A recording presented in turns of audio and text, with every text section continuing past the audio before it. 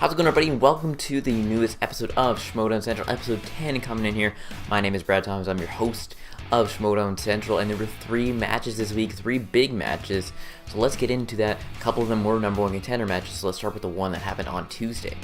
On Tuesday, we saw MODOK coming in to face Above the Line. MODOK coming in with a record of 5-3, one knockout, the number 2 ranked contender as of before the match, and Above the Line coming in at a record of 4-1, the number 1 ranked contender, but that could change after this match. Round 1 saw some great competitors shine in this round, especially Drew McWeeny, who went 9 for 9 in this round. As for his partner Sam Levine, he went 5 for 8. Meanwhile, on the MODOK side of things, Matt Atchity went 6 for 8, and Gray only going 3 for 8. Not the greatest first round for Gray Drake. Also, a big key moment happening on the third question, where they didn't use a repeat when they probably should have, and instead it made it 6-3 for Above the Line at that point in the match. Again, Drew McWeeny went on to hit a perfect round, got the extra question correct as well, and that led to a 14-9 Above the Line lead heading into the second round. MODOK was up first, and they kept spinning classics. That ended up being the category that they were given. They ended up going 3 out of 6, get a possible 6 out of 12 points. Not a bad round for not a huge strength of theirs in MODOK. There was a 1-point steal though on the third question and 2 misses, of course, which made it 15-15, while Above the Line still had another spin. And with that spin, Above the Line spun a big strength of theirs in 80s.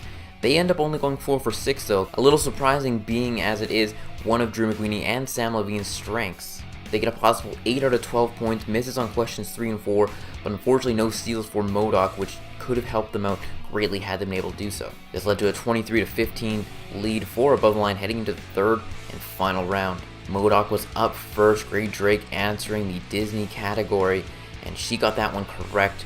Question 2, they needed to hit this one and their 5-pointer in order to stay alive. In Fantasy Sci-Fi, Matt Atchity was up and unfortunately couldn't come up with the correct answer and got that one wrong, which led to an Above the Line win by the score of 23-17, and that was via TKO.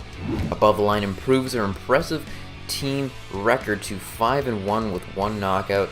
As a team, they go 18 for 23 for the questions that they were personally asked for 78%. Meanwhile, MODOK drops to 5-4 with 1 knockout. They go 13 for 24 for only 54%, not the strongest game for MODOK, probably one of their weaker games that they've had. As for individually, the big story here is Drew McWeeny with that perfect first round going 9 for 9 for 100%. Meanwhile, Sam Levine goes 5 for 8 for 63%. As for Matt Atchity and Gray Drake, well, Matt Atchity went 6 for 9 for 66%. Meanwhile, Gray Drake, she only went 4 for 9 for 44%. Not her best game for herself. What does this all mean for the teams moving forward? Well, Above the Line, they got their shot and they get their chance at the Patriots. They get time for redemption. Hopefully they can do that and take the belts from the Patriots for the first time ever. But again, it's going to be a tough task as the Patriots. Again, they're undefeated for a reason. They are a good team. They work well together, but we'll see what Above the Line can do. As for MODOK, we'll have to see what the future holds for them. I know they have busy schedules. That's why they're not in so often. Again, they weren't in the team tournament. Who knows what would have happened had they been able to participate in that tournament. But I'm interested to see what MODOK can do moving forward. I mean, they're almost close to that 500 record now, so it seems like they probably got to play a couple matches to get back up into that number 1 contender spot. On Friday for the undercard, we had Stacy Howard versus RB3. Stacy Howard coming in at a record of 2-1. Meanwhile, RB3 coming in looking for that first victory as a record of 0-1. And before the match even kicked off, Janine the Machine challenged Emma, and she accepted, so we'll hopefully see that match going forward in the future. In round number 1, both competitors staying very close. Stacy goes 6 for 8, meanwhile RB3 going 5 for 8. Not bad rounds, although RB3 with a crucial mistake on question 5 couldn't spell Renee Zellweger's name correct, even though he said it correctly, but he was the second one to answer.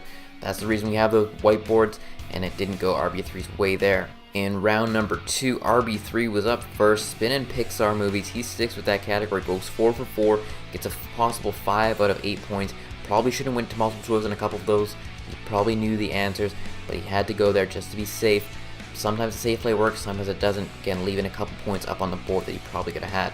Meanwhile, Stacy Howard, she spun romance movies, and she has another strong round. Like RB3, goes 4 for 4, gets 1 extra point though, then RB3 with 6 out of a possible 8 points. 12-10 heading into round number 3. RB3 just needs to get some points on the board to send it back to Stacy Howard. First category up was sports movies, couldn't come up with the correct answer. Second question was in the category of comedy. Again, still could not find the correct answer.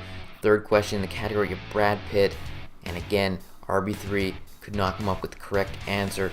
Not able to hit any of his questions in the third and final round, and Stacy Howard wins it actually via TKO 12-10. Somewhat of a low scoring match for the two competitors. Stacy though improves her record to 3-1 with one knockout, goes 10 for 12 in this match for 83%.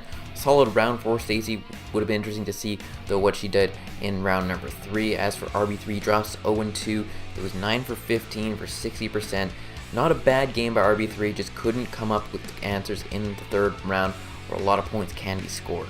We'll have to see where Stacy Howard goes from here. She has a solid record at 3-1, only the one loss coming to, I believe, Rachel Cushing. So we'll have to see what she does. She had that huge win over Mark Ellis, which was crazy and showed Stacy's stuff. Maybe she can make a name for herself in the free-for-all, maybe go far there and hopefully get another shot coming forward against one of the top competitors in this league. I see that happening. As for RB3, he's got to get back up on his feet.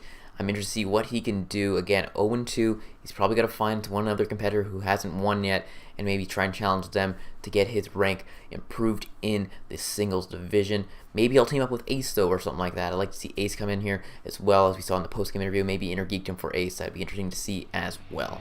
And for our main event, we had Mark Donica versus Jared Haibon. Jared Haibon coming in with the 1-0 record and the 4 knockouts from his first Intergeeked match. An impressive showing from him in that first match. As for Mark Donica, he ends up joining the Lions and coming out with them, coming in at a record of 1-0. Again, could be a tough, close match for this one, so let's see what happened in this match.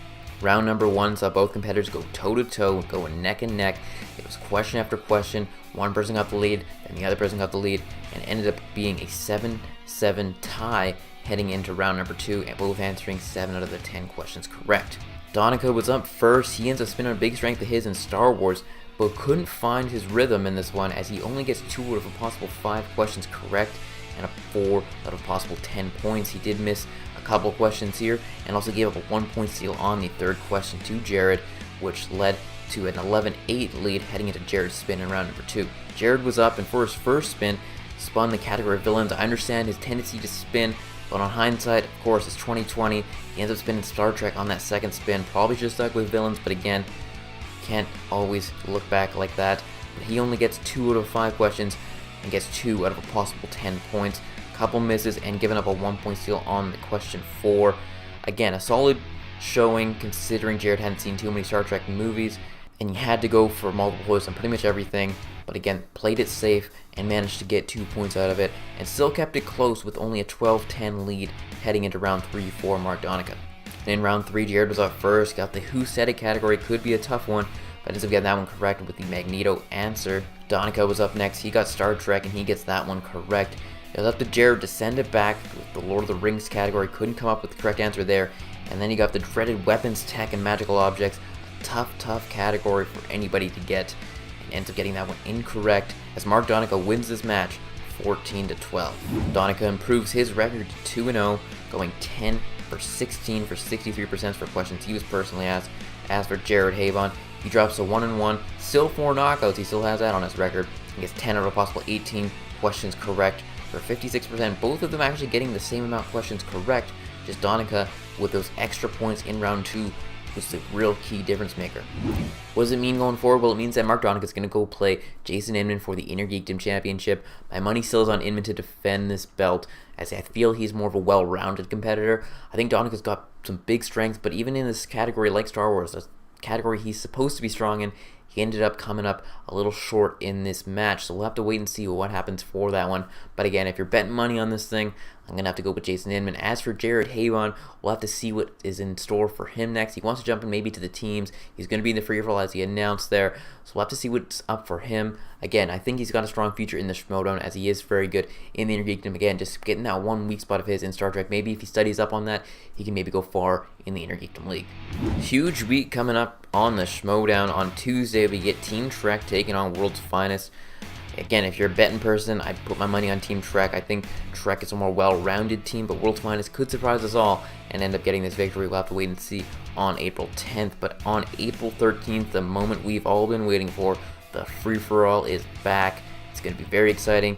Last year's was amazing. Sam Levine, of course, the winner of last year's free-for-all. who will be here, who's going to win it. Tons of surprises I'm sure are in store for all of us. It's a very exciting time, and I can't wait to see what happens at the free-for-all. So it's time for our play of the week, and that's going to go to Drew McWeeny. Hitting another perfect round, 9 for 9, hitting the extra point. Very impressive showing that really set the tone for Above the Line in this match and kept them ahead the entire time, and it really just solidified how good Drew McWeeny is and how much of an important part he is of Above the Line. As for our misplay of the week, that's got to go to RB3, unfortunately misspelling Renee Zellweger, and again, just that minor error that came down to it.